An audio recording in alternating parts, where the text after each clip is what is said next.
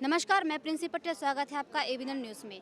2020 में दिल्ली में जिस तरीके से दंगा हुआ था, जिस तरीके से लोगों को मारा पीटा गया था, आज कुछ लोग उस परिवार के लोग हैं जो अपनी मांगे लेकर सरकार के सामने रखने आए हैं यहाँ पर। आज हमारे साथ उसी दंगे की जो पीड़िता हैं, वो शबनम जी हमारे साथ मौजूद है। इनसे हम बातचीत करते हैं, जानते हैं कितना भयानक था आपके लिए। जी, बहुत ही बुरा था वो।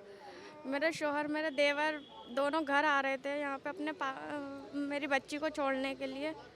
उनके यहाँ पे बहुत माहौल ख़राब था। उस टाइम न्यूज़ में दिखा रहे थे कि ऐसा हो रहा है, तो इस वजह से वो यहाँ पे अपने पापा के पास आ रहे थे, नाना को देख के वहाँ से।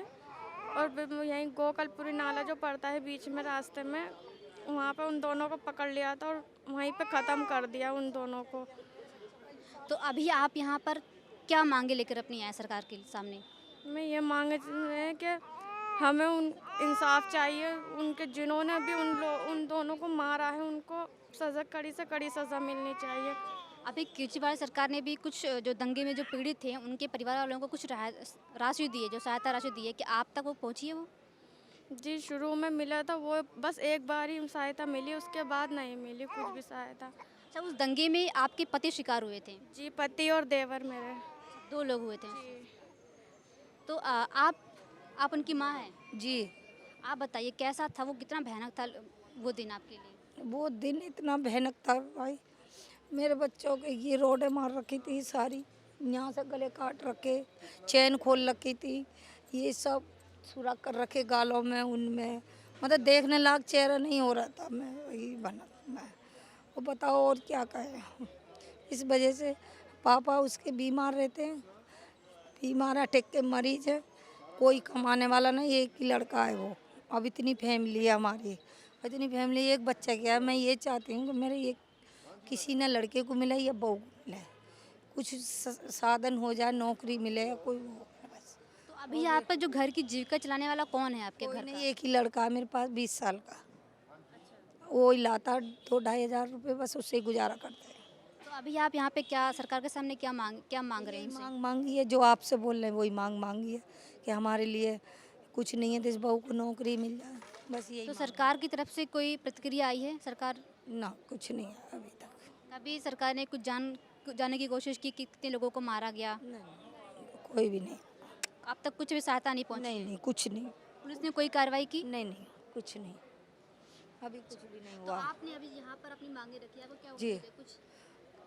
हमें यही उम्मीद है कि हमें इंसाफ चाहिए, इंसाफ चाहिए। जैसे हमारे बच्चों के साथ या जैसे हमारे बच्चों के साथ या उन काफरों को वो इंसाफ मिले, जैसे सज़ा मिले, फांसी मिले, जैसे जैसे हम तड़प रहे हैं ऐसे वो भी तड़प हमारे बच्चों के लिए।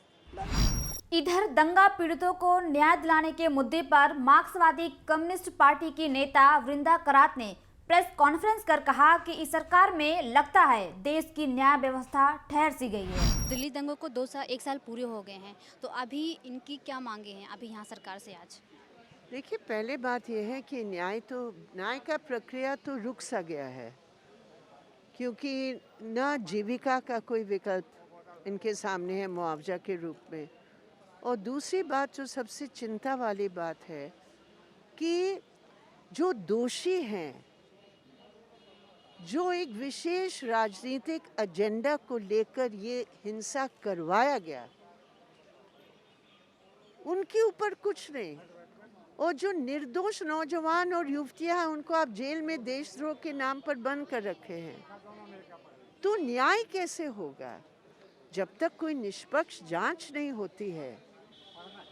तो जो एक्चुअल दोषी और जिनकी दायित्व है, उनको तो सजा नहीं मिलेगी ना।